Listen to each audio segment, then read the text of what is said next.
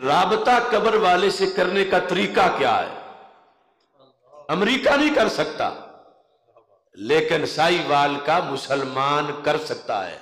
سرکار طریقہ بتا کے گئے، اور اس حدیث کی سند پر ابن قیم جو ابن تیمیہ کے شاگرد، کتاب الروح کے اندر انہوں نے کہا اس حدیث پر کوئی اعتراض نہ کرے اس کی سند پر۔ کیوں؟ کہتا ہے کہ اگر یہ بات کمزور ہوتی صحابہ اس پہ عمل کیوں کرتے؟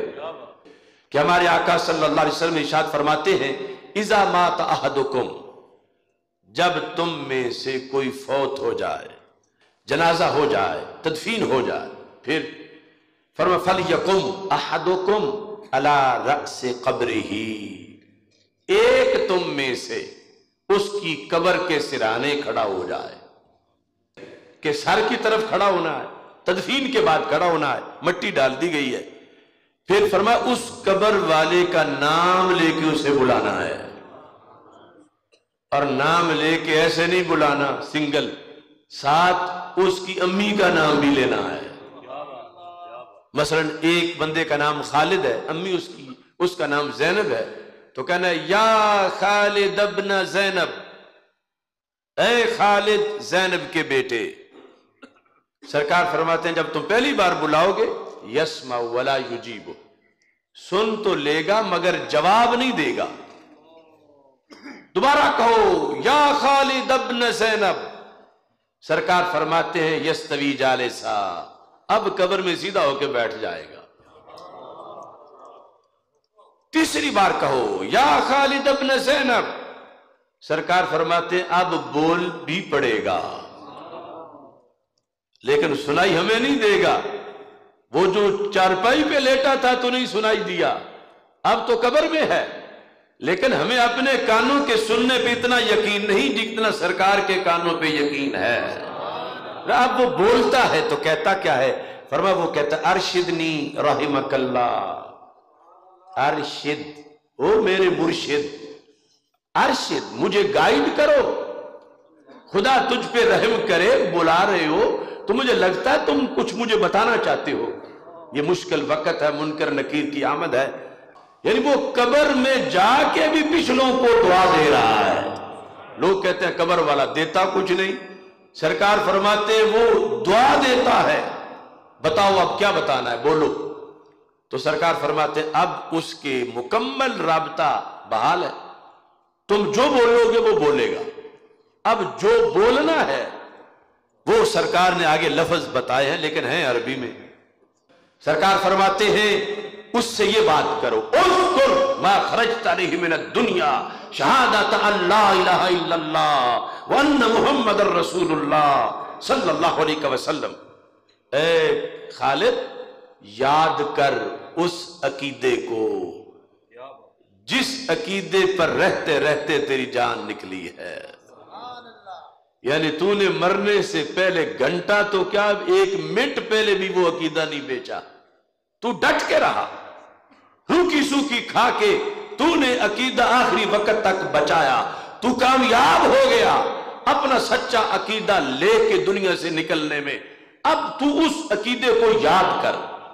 پھر کیسے یاد کر؟ سرکار نے فرمایا اسے یہ کہو کہ تو نے ساری زندگی اللہ کو وحدہ لا شریک مانا، تو نے ساری زندگی حضرت محمد مصطفیٰ صلی اللہ علیہ وسلم کو آخری نبی اور آخری رسول مانا، تو نے قرآن کو امام مانا، تو نے اسلام کو دین مانا۔ یہ چار چیزیں سرکار نے فرمایا کہ تم نے اس سے یہ میری حدیث سنانی ہے۔ تو سرکار فرماتے ہیں اتنا وہاں جا کے باصلاحیت ہو چکا ہے، اب دنیا میں ہو سکتا ہے کہ نکاح پڑھاتے وقت اسے کلمہ پڑھائیں تو بار بار دہرانا پڑے۔ اب دو جہانوں کا فرق ہے، ادھر پڑھنے والا دنیا میں ہے جو کہہ رہا ہے کہ پڑھو، اور وہ برزخ میں ہے، لیکن دین کا کرنٹ بڑا مضبوط ہے، یہ امریکہ کے پاس نہیں، یہ ہے دین مصطفیٰ صلی اللہ علیہ وسلم۔ شرط یہ ہے کہ وہ قبر والا بھی مسلمان ہو اور باہر والا بھی مسلمان ہو، اور مسلمان ہونے کے ساتھ پھر یہ بھی ہو کہ قبر والے کو یا سے بلانے کو شرک نہ کہتا ہو، ورنہ تو یہ کہ اسے بخشواتا خود ہی نکاح توڑوا بیٹھے کہ اس نے شرکیہ جملہ بول دیا. اب وہ باہر سے بول رہا ہے، اندر سرکار فرماتے ہیں کہ وہ بولنا شروع ہو جاتا ہے، اللہ ربی اللہ ربی اللہ ربی محمد النبی صلی اللہ علیہ وسلم. اب یہ ورد کر رہا ہے اپنی کوٹھڑی میں، ادھر سے منکر نکیر آ جاتے ہیں. سرکار فرماتے ہیں جب وہ آ کے دیکھتے ہیں کہ یہاں تو پہلے ہی رونق لگی ہوئی ہے، یہ تو سوئے ہی نہیں، یہ تو بندہ جاگ ہی رہا ہے، ہم نے بٹھانا تھا آ کے اس کو، اور ہم نے آگے پھر سوال کرنے تھے، اور یہاں تو سوال جو ہم نے کرنا تھا یہ جواب خود ہی پڑھ رہا. وہ چاروں جواب مسلسل باری باری پڑھ رہا ہے. تو سرکار فرماتے ہیں کہ فرشتے پھر رب سے رابطہ کرتا، رب اس کا کیا کرنا ہے، کہ اس کا بھی امتحان کیسے ہوگا، یہ تو چپ ہی نہیں کر رہا. یعنی ہم پوچھیں تب جب یہ کوئی وقفہ کرے تو سرکار فرماتے ہیں، اللہ فرماتا ہے کہ اس سے پوچھنے کی ضرورت نہیں، بس اس کی قبر میں جنت کا دروازہ کھول دو. اس مقام پر صحابہ نے پھر سوال کیا.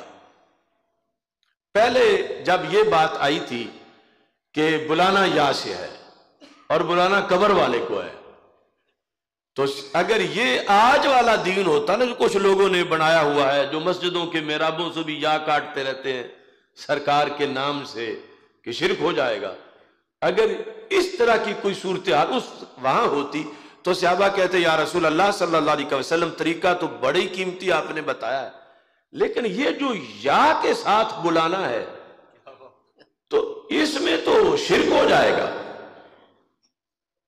یعنی جن کے دین میں یا رسول اللہ صلی اللہ علیہ وسلم یا غوث کہنے سے نکاح ٹوٹ جاتا ہو، انہیں اگر یہ بات ہوتی تو صحابہ پہلے یہ مسئلہ حل کرواتے کہ ہم کہیں تو صحیح لیکن یا رسول اللہ جو کچھ ہم نے آپ سے پڑھا ہے اس میں تو یہ شرک ہے کہ جو قبر کا ہے، بے جان ہے، جسے یہ پتھر اور بت کہہ رہے ہیں، ہم اسے آواز دیتے پھرے اے خالد جس کی ہڈیاں ہیں. لیکن صحابہ نے یہ سوال نہیں کیا کیونکہ انہیں سرکار نے یہ والی توحید پڑھائی نہیں تھی کہ یا کہنا ناجائز ہو جاتا ہو. اس نبی کو یا رسول اللہ کہنا اس کا عالم کیا ہوگا جس کی امت میں 15ویں صدی کے رامے کو بھی قبر پہ کھڑے ہو کر یا رحمہ کہہ سکتے ہیں. صحابہ نے یہ نہیں سوال اٹھایا، اگلا اٹھا دیا کہ یا رسول اللہ صلی اللہ علیہ وسلم یہ جو آپ نے فرمایا ہے کہ اس کی امی کا نام لینا ہے ساتھ، شرط پوری نہ ہو سکے تو پھر کیا کریں. یعنی سرکار کو کتنا پسند ہے کہ ناغہ نہیں ہونا چاہیے، یہ کام ہونا ضرور چاہیے.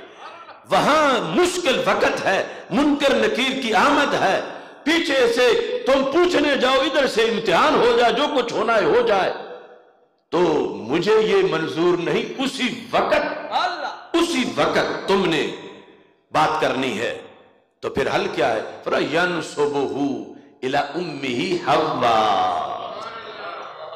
نام امی کا ہی لینا ہے، چھوٹی کا نہیں آتا تو بڑی امی کا لے لیں. اسے حوا کا بیٹا کہہ کے پکارو، اے خالد حوا کے بیٹے. سرکار فرماتے ہیں پھر بھی جاگ جائے گا.